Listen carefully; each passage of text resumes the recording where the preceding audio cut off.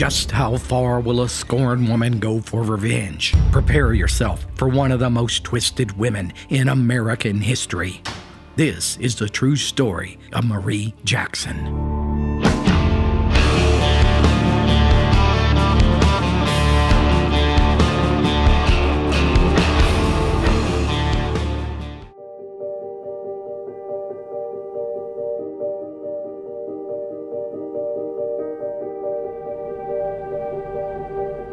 It was August, and the Cumberland Mountains were quivering with the heat of an early August afternoon.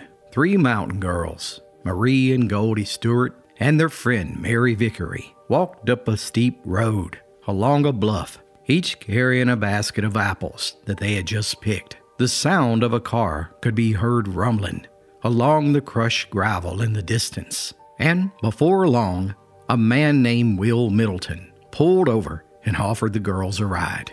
It was hot and dusty, and those baskets were heavy, so they accepted the short ride and were dropped off near their homes a few minutes later. Yet, when the girls exited the car, Mary was in the deep throes of conversation with the driver, and after about 5 minutes of waiting, Mary and Goldie decided to go on home, with Mary promising to catch up a few minutes later. Now, Mary Vickery was your typical 14-year-old mountain gal. She had dark, bobbed hair and brown eyes. Now, earlier that morning, she had told her father that she was going to pick apples with her friends, and when she left home, she was wearing a simple print dress, brown shoes and stockings, and a light coat. Yet, when the family sat down to supper that night, there was no sign of Mary, and it turns out that the girls she had spent the day with never saw her again after leaving her talking to Will Middleton. The entire night passed without a word from Mary, and the next morning her father drove to several of Mary's friends' houses. Yet no one had seen her. Deeply worried, Mr. Vickery promptly reported her disappearance to the Harlan County Sheriff.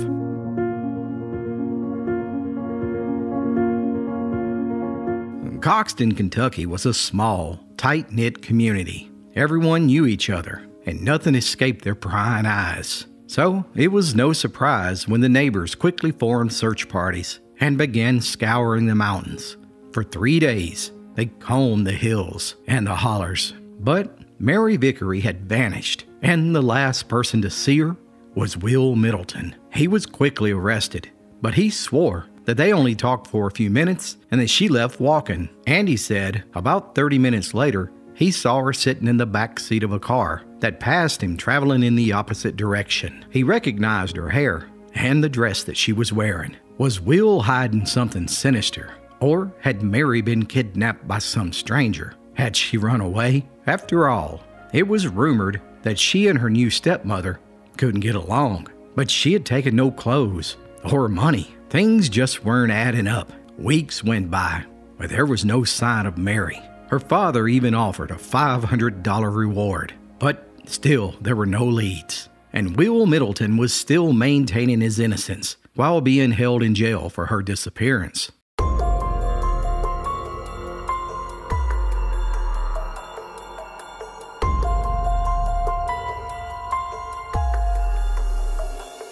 Two months later, the missing persons case took a drastic turn for the worse.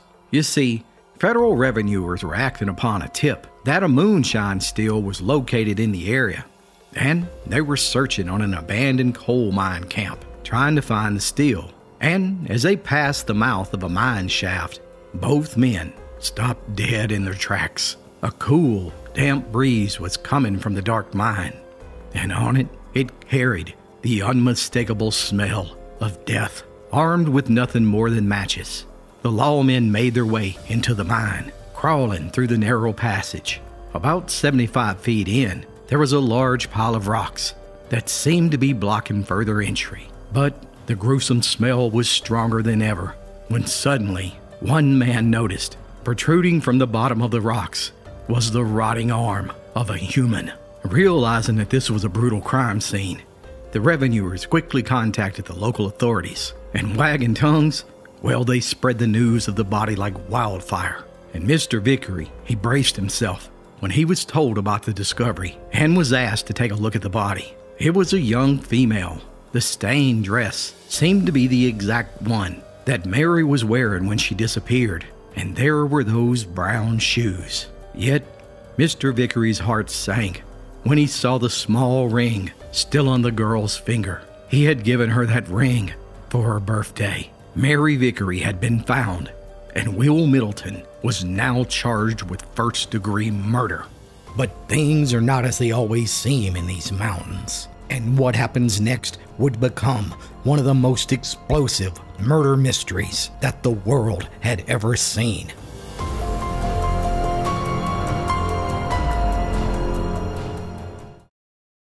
Hey guys, JD Phillips here from the Appalachian Storyteller. Today's video is sponsored by tnnursery.net. Family owned and operated in the heart of Appalachia, TN Nursery ships beautiful plants and trees all across America. Perennials, ferns, vines, trees, and much, much more. TN Nursery's plants can be found in some of the most beautiful spaces, such as the Washington Monument and Arlington National Cemetery. And now they can be in yours. Click the link in the description to shop America's favorite garden shop. For quality landscaping trees and plants, get 15% off of your order by using promo code STORYTELLER at checkout.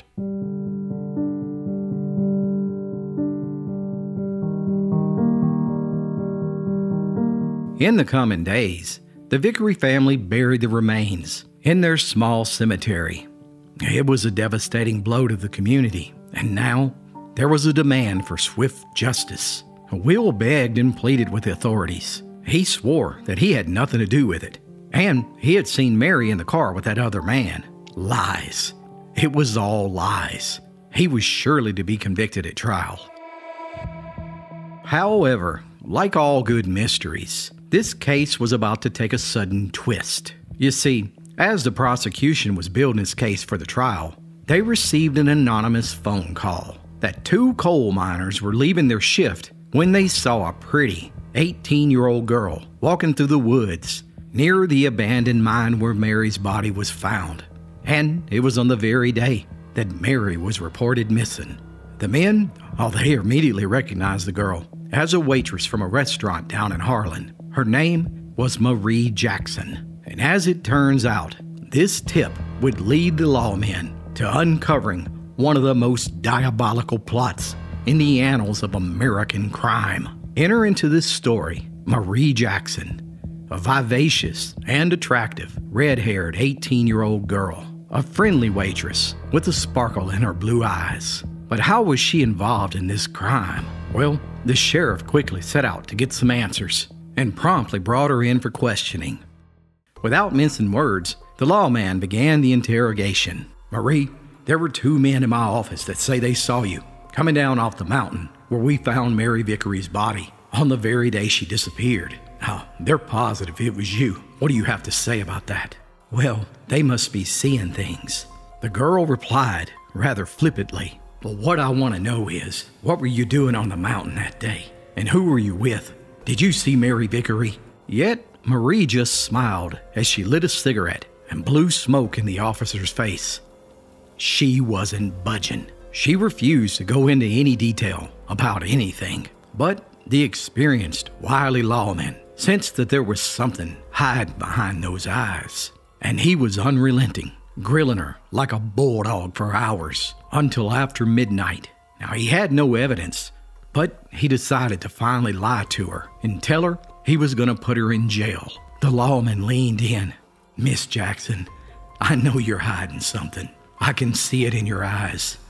And I tell you what, how about I let you spend the next few weeks in jail to help you get your mind right? Maybe that'll help you remember things a bit clearer.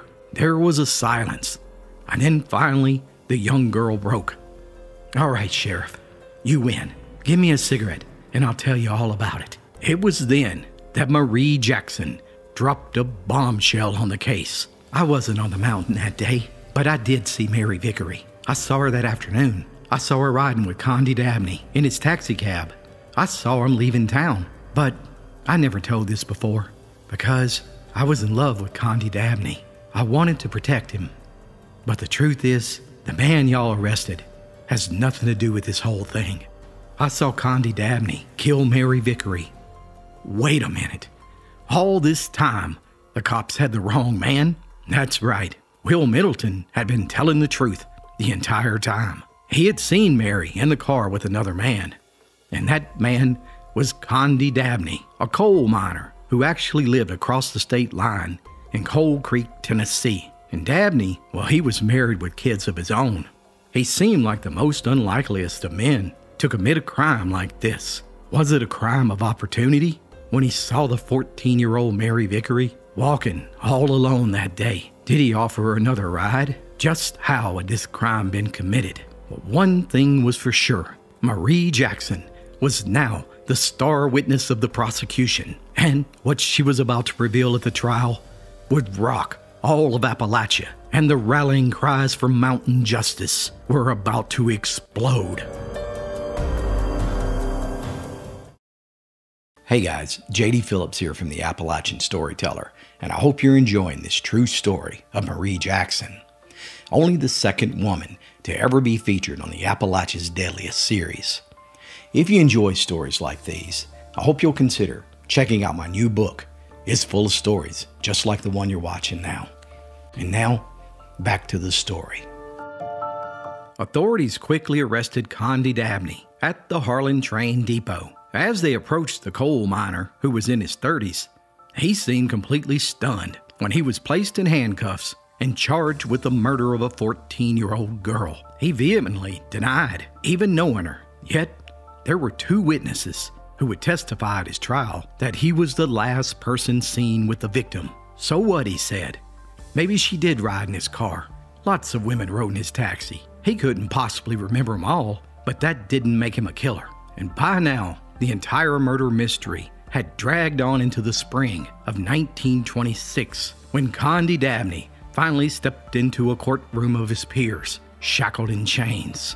Lawmen confiscated piles of guns from the 1,000 spectators that packed the courtroom, since there were rumors of mob violence in the days leading up to the trial. The defendant? No, he was aware of the crowd wanting to lynch him. Condi sat nervous and obviously anxious in the defendant's chair, twirling his thumbs with his eyes scanning the crowd. The testimony opened with the coroner and the officers describing the victim's body when they found it. It was clear that there had been a struggle as the victim fought before her skull had been crushed by some blunt object and the body dragged into the cave and buried under rocks. Next, the victim's father took the stand and testified that the body found in the mine shaft was that of his daughter. And then the moment came that everybody was waiting for. The prosecutor stood up with a bold, firm, ringing voice, and he shouted, "The prosecution calls Marie Jackson to the stand." An expectant hush fell over the crowd as the red-haired mountain girl held up her hand to be sworn in. Everybody present felt that the secret of the abandoned mine shaft was about to be made known. "Now, Marie, I want you to tell us in your own way just what happened and what you saw." The witness began to speak with a cold, bitter voice. During her entire testimony, her eyes never left the defendant. She stared at him through his soul with a hatred for his dastardly deeds, and she was prepared to tell all and would hold nothing back. On the afternoon of August 18th, 1925, Condi Dabney and I were riding around in his car. Now, although he was married, we had been lovers for some time. We saw Mary Vickery walking down the side of the road with a basket of apples, and he stopped his car and asked her if she wanted to go for a ride with us. So she got in with us, and he couldn't take his eyes off of her. I could tell he was fantasizing about her in his sick, twisted mind. He drove us out to a remote area outside of town, and then we all three got out and walked up to the side of the ridge and sat down. And we had been there talking for a few minutes when Condi asked me to go back down to the car to get his cigarettes for him. And as I left, well, I saw him eyeing the young girl again. It was clear he wanted her. And as I walked away, I pretended like I was going back to the car. But after getting out of their sight, I snuck back to where I could see him, and I hid behind a tree. Condi was trying to seduce the Vickery girl. He kept putting his hands all over her, forcing her to kiss him. But she didn't want to, and she was fighting, and she tried to pull away, but he kept pulling her to him. and she kept trying to fight him off, and he got mad.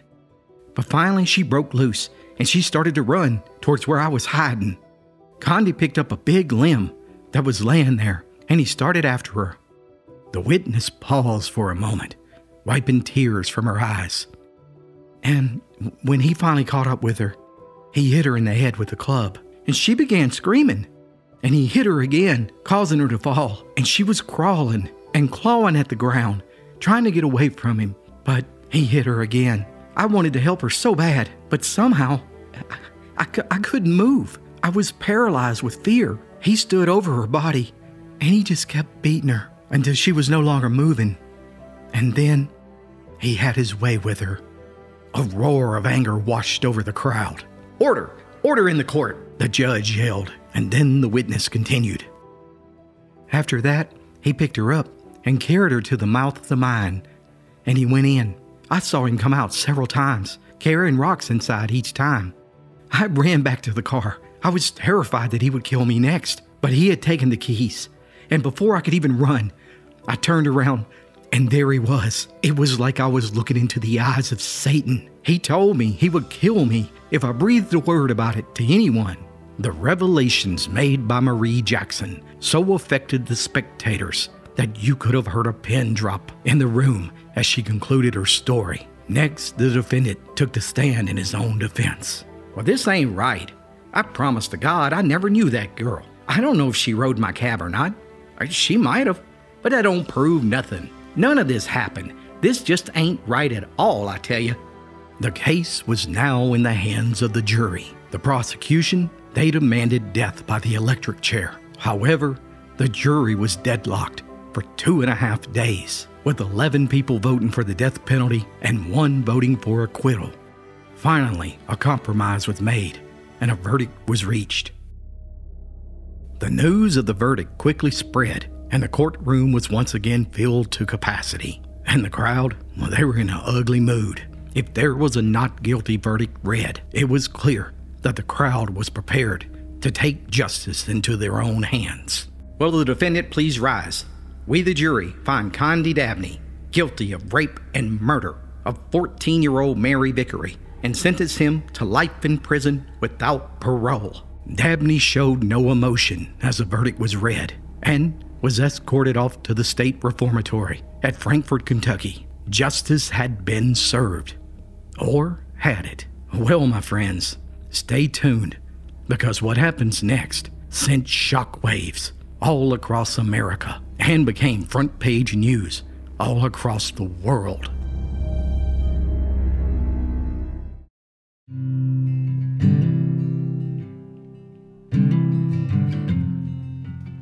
In the year that followed, the tragic events of the 14-year-old girl became one of those stories that the old-timers would say, "Well, we just don't talk about that no more." And slowly, it started to fade from memory, except for the occasional news down from the state prison that Condi Dabney was still claiming that he was innocent. Harlan County detectives congratulated themselves in the successful prosecution of a very complicated case, and thankfully, justice had been served.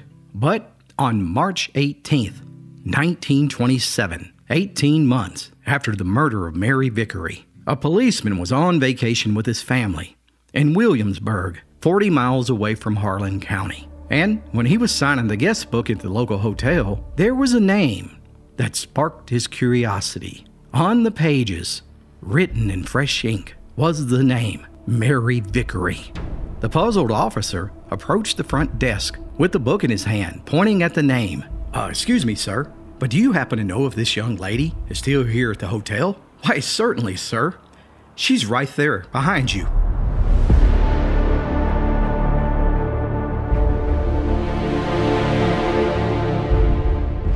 The officer slowly turned around, and just then, right before his very eyes, was the ghost of 16-year-old Mary Vickery, alive and in the flesh. How could this be?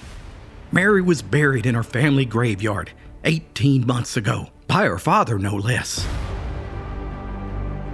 As unbelievable as it was, Mary Vickery was in fact alive and well, It turns out, 18 months ago, 14-year-old Mary had grown tired of her stepmother's rules, and she had simply ran away from home, where she made her way to Williamsburg and had been working as a maid and a waitress. But wait a minute, Condi was serving life in prison for murdering her, and if she was still alive, well, who was the victim found in that abandoned mine shaft? And what about all that damning testimony of Marie Jackson?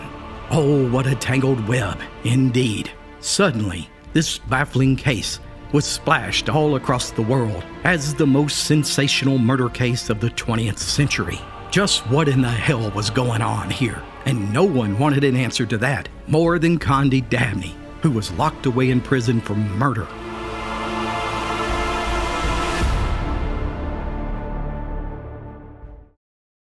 Mary Vickery returned home to Harlan, and when she arrived at the train station, 2,500 people were gathered to see if it was really her, and all doubt was removed when she flung herself into her father's arms and begged for forgiveness, and they both cried a river of tears between them.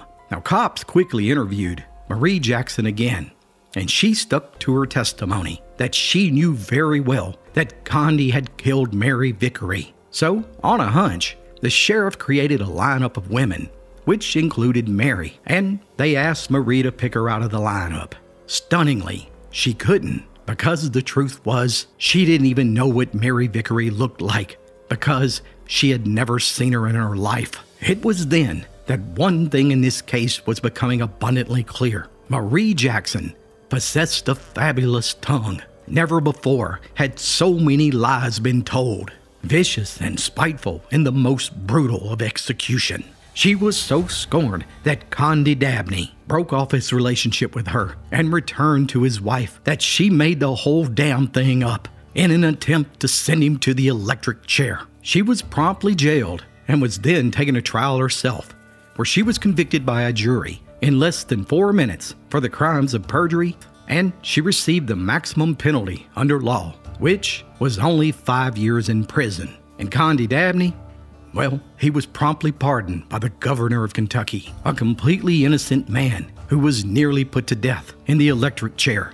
because of a scorned woman's lies. Embarrassed, the state of Kentucky paid Dabney $5,000 for his false imprisonment before he did his best to disappear from public limelight when he went back home to Cold Creek, Tennessee. Well, Mary went before the parole board after serving 2 years of her sentence. And when the warden asked her what she would do if she was released, she said, "I'm going to get a gun and I'm going to shoot Condi Dabney. He hasn't finished paying me for what he did to me yet." With that, her parole was denied and she ended up serving the entire 5-year sentence.